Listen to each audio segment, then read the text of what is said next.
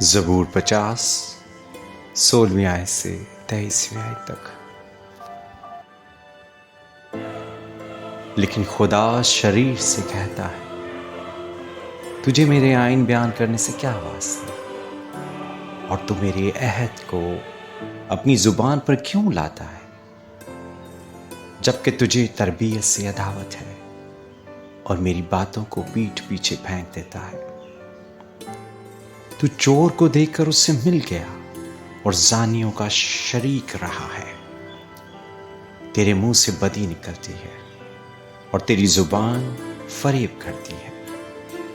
تو بیٹھا بیٹھا اپنے بھائی کی غیبت کرتا ہے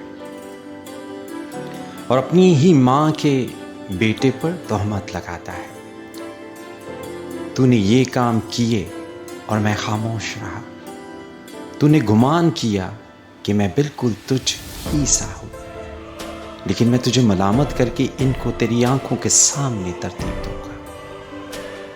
اب اے خدا کو بھولنے والوں، اسے سوچ لو، ایسا نہ ہو کہ میں تجھ کو پھاڑ ڈالوں اور کوئی چھڑانے والا نہ ہو۔ جو شکر گزاری کی قربانی گزرانتا ہے وہ میری تمجید کرتا ہے، اور جو اپنا چال چلن درست رکھتا ہے اس کو میں خدا کی نجات دکھاؤں گا۔ آمین۔ سیموئیل کی دوسری کتاب 13واں باب 20ویں آیت سے 36ویں آیت تک۔ اس کے بھائی ابی سلوم نے اس سے کہا، کیا تیرا بھائی امنون تیرے ساتھ رہا ہے؟ خیر، اے میری بہن اب چپ کی ہو رہے، کیونکہ وہ تیرا بھائی ہے، اور اس بات کا غم نہ کر۔ سو تمر اپنے بھائی ابی سلوم کے گھر میں بے کس پڑی رہی۔ اور جب داؤد بادشاہ نے یہ سب باتیں سنی تو نہایت غصے ہوا، اور ابی سلوم نے اپنے بھائی امنون سے کچھ برا بھلا نہ کہا، کیونکہ ابی سلوم کو امنون سے نفرت تھی، اس لیے کہ اس نے اس کی بہن تمر کے ساتھ جبر کیا تھا۔ اور ایسا ہوا کہ پوری 2 سال کے بعد بھیڑوں کے بال کترنے والے ابی سلوم کے ہاں بال حسور میں تھے، جو افرائیم کے پاس ہے، اور ابی سلوم نے بادشاہ کے سب بیٹوں کو دعوت دی۔ سو ابی سلوم بادشاہ کے پاس آ کر کہنے لگا کہ تیرے خادم کے ہاں بھیڑوں کے بال کترنے والے آئے ہیں، سو میں منت کرتا ہوں کہ بادشاہ ماں اپنے ملازموں کے اپنے خادم کے ساتھ چلے۔ تب بادشاہ نے ابی سلوم سے کہا، نہیں میرے بیٹے، ہم سب کے سب نہ چلے، تا نہ ہو کہ تجھ پر ہم بوجھ ہو جائیں۔ اور اس سے بجد ہوا تو بھی وہ نہ گیا، پر اسے دعا دی۔ تب ابی سلوم نے کہا، اگر ایسا نہیں ہو سکتا تو میرے بھائی امنون کو تو ہمارے ساتھ جانے دے۔ بادشاہ نے اسے کہا، وہ تیرے ساتھ کیوں جائے؟ لیکن ابی سلوم ایسا بجد ہوا کہ اس نے امنون اور سب بادشاہ زادوں کو اس کے ساتھ جانے دیا۔ اور ابی سلوم نے اپنے خادموں کو حکم دیا کہ دیکھو، جب امنون کا دل میں سے سرور میں ہو اور میں تجھ کو کہوں کہ امنون کو مارو، اور میں تم کو کہوں کہ امنون کو مارو، تو تم اسے مار ڈالنا، خوف نہ کرنا، کہ میں نے تم کو حکم نہیں دیا، دلیر اور بہادر بنے رہو۔ چنانچہ ابی سلوم کے نوکروں نے امنون سے ویسا ہی کیا جیسا ابی سلوم نے حکم دیا تھا۔ تب سب بادشاہ زادے اٹھے اور ہر ایک اپنے خچر پر چڑھ کر بھاگا،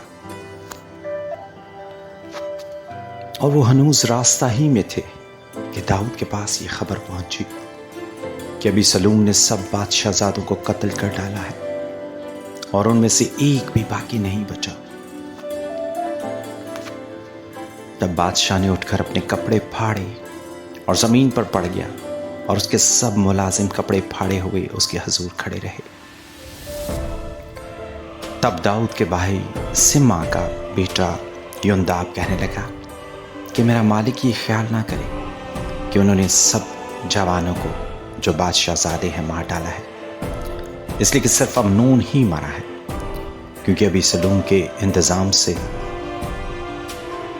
اسی دن سے یہ بات ٹھان لی گئی تھی جب اس نے اس کی بہن تمر کے ساتھ جبر کیا تھا۔ سو میرا مالک بادشاہ ایسا خیال کر کے کہ سب بادشاہ زادے مر گئے اس بات کا غم نہ کرے، کیونکہ صرف امنون ہی مرا ہے اور ابی سلوم بھاگ گیا۔ اور اس جوان جو نگہبان تھا اپنی آنکھیں اٹھا کر نگاہ کی اور کیا دیکھا کہ بہت سے لوگ اس کے پیچھے کی طرف سے پہاڑ کے دامن کے راستہ سے چلے آ رہے ہیں۔ تب یوندب نے بادشاہ سے کہا کہ دیکھ بادشاہ زادے آ گئے، جیسا تیرے خادم نے کہا تھا ویسا ہی ہے۔ اس نے اپنی بات ختم ہی کی تھی کہ بادشاہ زادے آ پہنچے اور چلا چلا کر رونے لگے، اور بادشاہ اور کے سب ملازم بھی زار زار روئے۔ آمین۔ مقدس مرکز کی انجیل 8واں باب 1 آیت سے 10 آیت تک۔ ان دنوں میں جب پھر بڑی بھیڑ جمع ہوئی اور ان کے پاس کچھ کھانے کو نہ تھا، تو اس نے اپنے شاگردوں کو پاس بلا کر ان سے کہا، مجھے اس بھیڑ پر ترس آتا ہے، کیونکہ یہ 3 دن سے برابر میرے ساتھ رہی ہے اور ان کے پاس کچھ کھانے کو نہیں۔ اگر میں ان کو بھوکا گھر کو رخصت کروں تو راہ میں تھک کر رہ جائیں گے، اور بعض ان میں سے دور کے ہیں۔ اس کے شاگردوں نے اسے جواب دیا کہ اس بیابان میں کہاں سے کوئی اتنی روٹیاں لائے کہ ان کو سیر کر سکے۔ اس نے ان سے پوچھا، تمہارے پاس کتنی روٹیاں ہیں؟ انہوں نے کہا 7۔